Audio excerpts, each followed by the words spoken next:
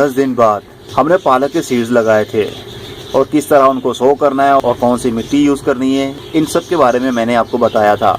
अगर आपने इस वीडियो का पार्ट 1 नहीं देखा तो वीडियो के ऊपर लिंक आ रहा है, इसके ऊपर क्लिक करेंगे तो वो वीडियो देखने को मिलेगी और उसके बाद में ये वीडियो देखेंगे तो आपको सब पता चल जाएगा। 10 दिन के बाद का ये रिज़ल्ट है और ये जो वीडियो आप देख रहे हैं ये है पार्ट 2।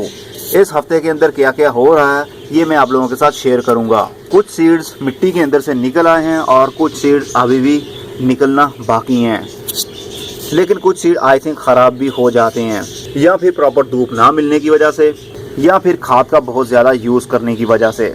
बहुत सारी रीज़न हो सकती हैं जो सीड की जर्मिनेशन जल्दी स्टार्ट नहीं होती या फिर होती ही नहीं। और ये भी डिपेंड करता है कि सीड आपका किस क्वालिटी का था। अगर सीड बहुत पुराना था तो सीड की जर्मिनेशन नहीं होती और आपकी मेहनत ज़ाया हो जाती है। इसलिए सीड ऐसी शॉप से ख़रीदा करें जिनका रिज़ल्ट काफ़ी अच्छा मिलता हो। तो अब देखते हैं इस हफ्ते के अंदर अंदर इसका क्या रिज़ल्ट मिलता है। 12 दिन बाद आज मैं सोच रहा हूँ इसकी हल्की हल्की सी गुड़ाई भी कर ली जाए।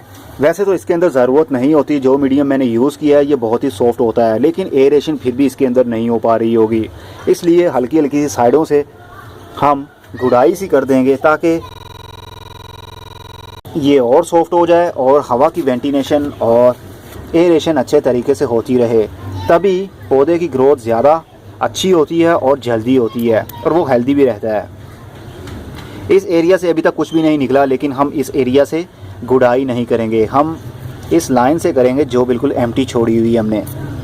पानी भी इसी लाइन में हम देते हैं और गुड़ाई भी इसी लाइन पर करेंगे। पानी का शावर डायरेक्ट पौधों के ऊपर नहीं करना चाहिए अगर वो छोटे छोटे हों। जब इनका साइज़ बड़ा हो जाएगा उसके बाद में हम पौधों के ऊपर भी शावर कर देंगे तो ये बर्दाश्त कर सकेंगे और गिरेंगे नहीं एक साइड पर बेंड लेकर पानी के वेट की वजह से।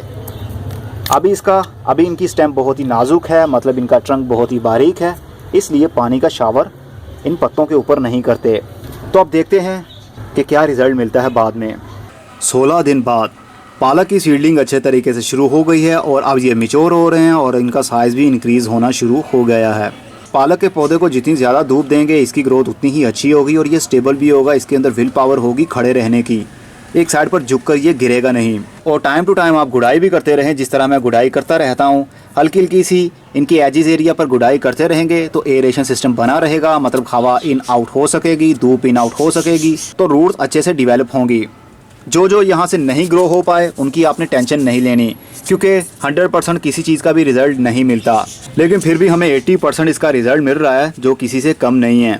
ये तो था 16 दिनों का रिज़ल्ट। अब ये जो दो पत्तों के अंदर से एक और पत्ता भी ग्रोथ करना शुरू कर दिया है, मतलब कि ये मैच्योर होना शुरू हो गया है। अब जब तीसरा पत्ता निकलना शुरू हो जाएगा तो समझ आइएगा आपका पौधा मैच्योर होना स्टार्ट कर दिया है। इसको ज़्यादा ओवर वाटरिंग नहीं करनी। अगर आपको फील हो कि ऊपर वाला सरफेस एरिया ड्राई हो रहा है तभी आप पानी दीजिए, अदरवाइज़ पानी मत दीजिए।